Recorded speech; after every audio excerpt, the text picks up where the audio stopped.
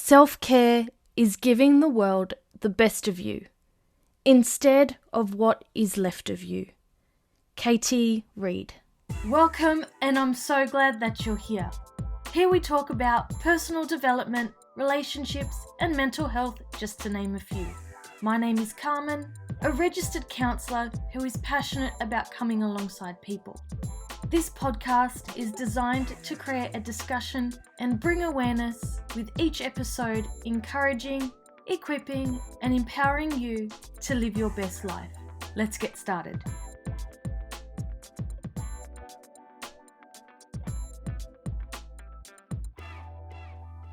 Hi there, and welcome to another episode.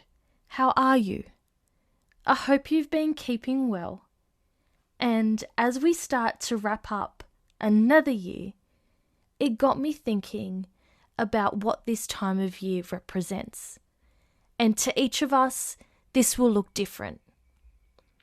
Psychology Today tells us about a survey from the American Psychological Association that found individuals experienced many mixed emotions during the holidays, with respondents indicating increased feelings of happiness, love, and high spirits, but also increased feelings of fatigue, stress, irritability, and sadness.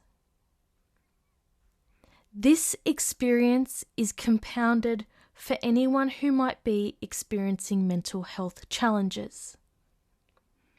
A survey conducted in 2014 reported that 64% of respondents with mental health found the holidays made their conditions and symptoms worse. Christmas and the holidays can be a busy time of year, from working long hours to getting things finished before the break, if there is one, and the financial cost and pressure of buying Christmas presents and getting it all done in time, with many work or social events with no downtime.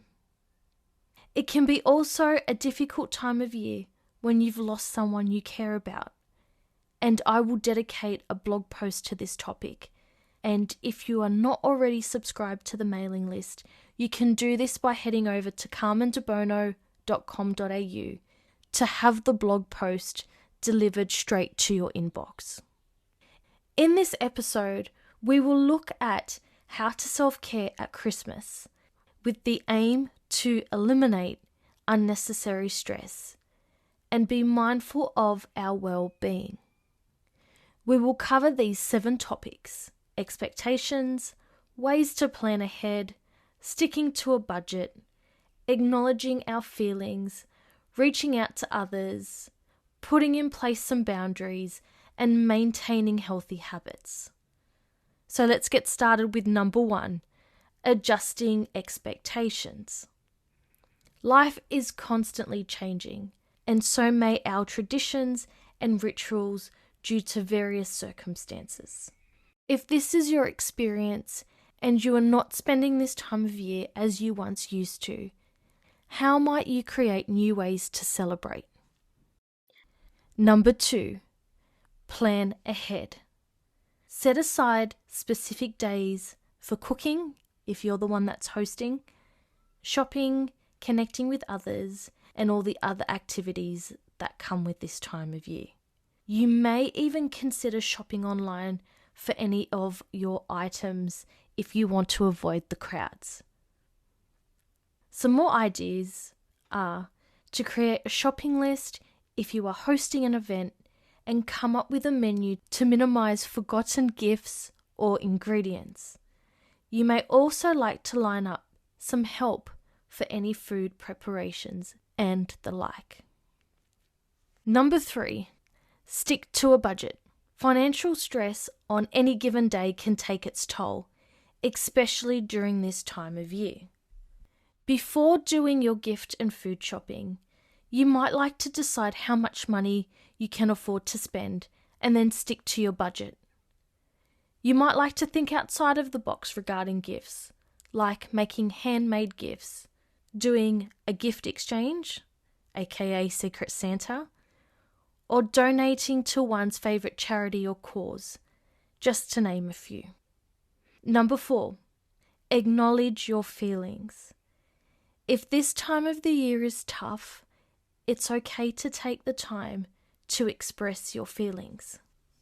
There are many various reasons you may feel this way, like someone close to you has recently passed away, or you can't be with loved ones for other reasons.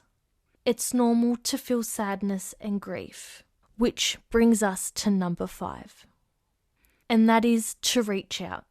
If you are experiencing grief and loss, if you are isolated or feel lonely, I can't encourage you enough to seek out community, whether it's a religious gathering or other social events.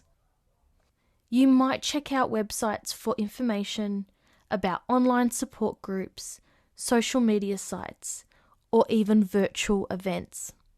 You might consider volunteering your time or doing something to help others. This can be a way to lift your spirits and extend your friendships.